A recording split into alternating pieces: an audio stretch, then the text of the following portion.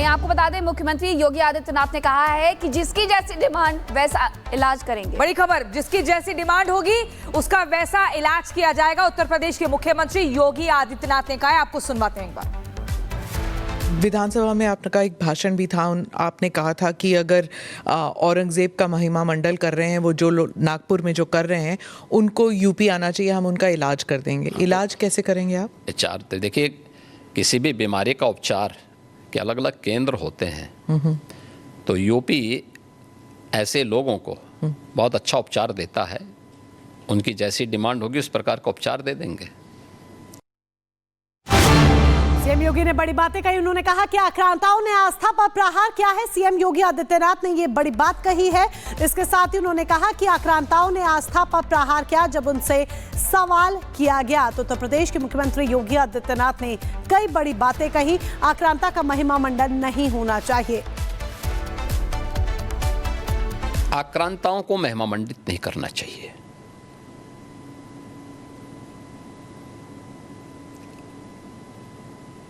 ये भी हमें मालूम होना चाहिए कि ये आक्रांता विदेशी थे।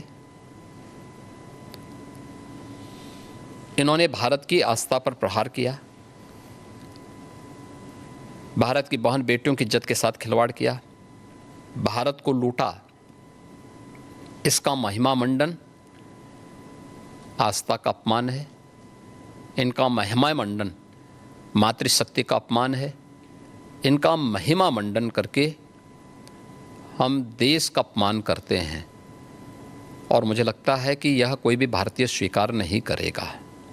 याद करना, यही वे आक्रांता थे जिन्होंने देश के अंदर जबरन धर्मांतरण को आगे बढ़ाया था।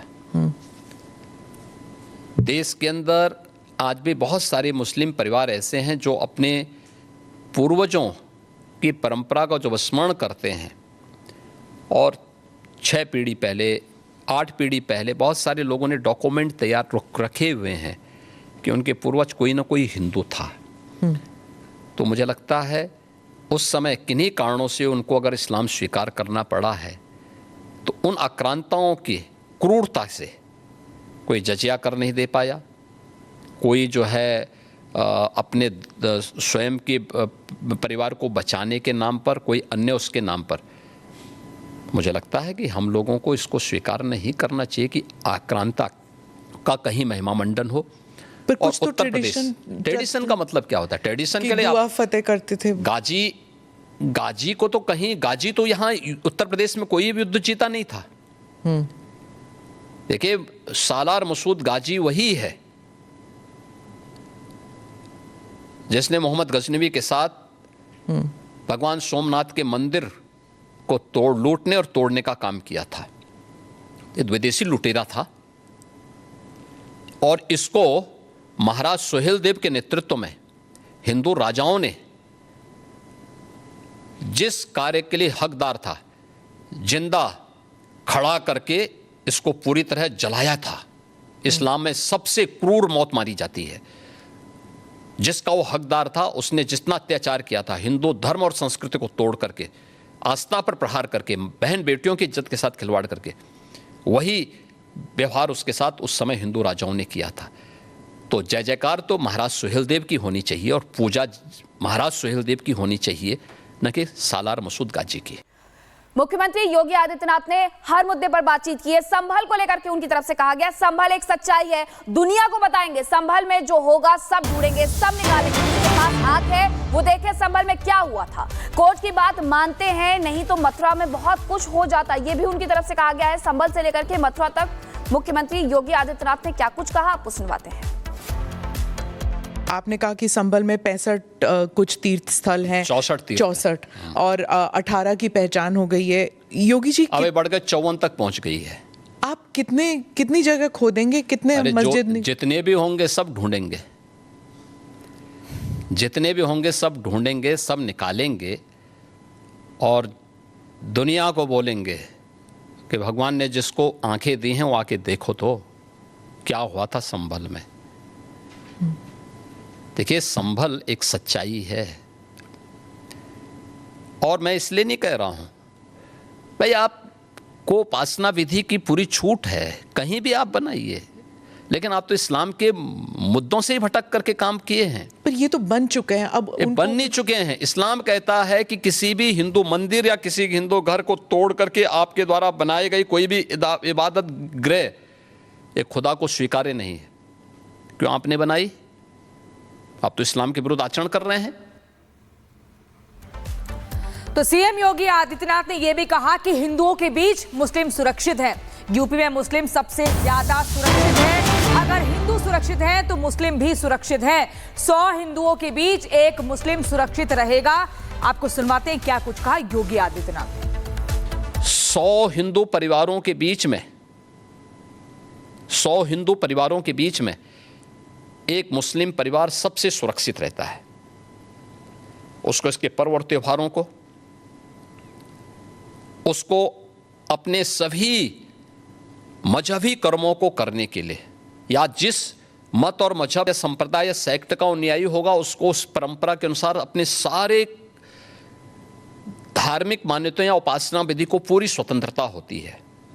लेकिन मैं कहता हूं 100 परिवारों के बीच में, एक हिंदू की बात तो दूर करिए, 100 मुस्लिम परिवारों के बीच में 50 हिंदू सुरक्षित रह सकता है क्या? नहीं रह सकता। अब बांग्लादेश आपके सामने उदाहरण है, इससे पहले पाकिस्तान उदाहरण था, अफगानिस्तान में क्या हुआ था।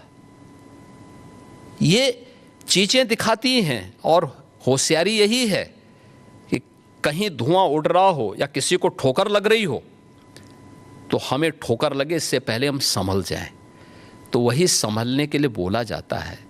हम तो सबके बीच सबको समान भाव से देख रहे हैं। उत्तर प्रदेश में मुसलमान सबसे ज़्यादा सुरक्षित है, सबसे ज़्यादा सुरक्षित है। अगर हिंदू सुरक्षित है तो वह भी सुरक्षित है।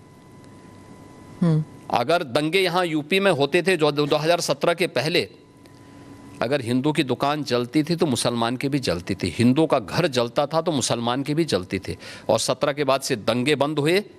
अगर हिंदू सुरक्षित है तो मुसलमान भी सुरक्षित है। और दूसरा जो मैंने कहा कि इतिहास में कोई उदाहरण नहीं बता सकता कि अपने बल से, अपने वैभव से किसी हिंदू राजा ने किसी देश पर जबरन कब्जा किया हो, कभी नहीं।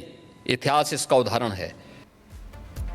सीएम योगी ने वक्फ को लेकर भी अपनी बात रखी। वक्फ के नाम पर कितनी जमीन कब्जा करोगे? सीएम योगी ने कहा वक्फ ने कोई तरीके का काम नहीं किया। वक्फ सरकारों पर दबाव बनाकर ब्लैकमेलिंग करता है। सीएम योगी आदित्यनाथ ने यह बात कही है। वक्फ के नाम पर ऊल जुलूल फैसले लिए गए, सीएम योगी आदित्यनाथ ने कहा। भाजपा मस्जिद में कब्जा करके क्या करेगी? मंदिर ढूंढेंगी। ये मुझे लगता है कि गुमराह कर रहे हैं। वक्फ के नाम पर आखिर कितना जमीन कब्जा करोगे? दूसरा, वक्फ के नाम पर एक भी कोई इन्होंने वेलफेयर का काम किया हो, एक भी नहीं आप गिना सकते। देखिए, वक्फ के नाम पे जो भी आता है उसने उस प्रॉपर्टी को अपने व्यक्तिगत स्वार्थ के लिए दुरुपयोग किया है, बेचा है, औने पौने दाम पे बेचा है। आज स्थिति क्या है? एक एक प्रॉपर्टी के लिए कई कई लोगों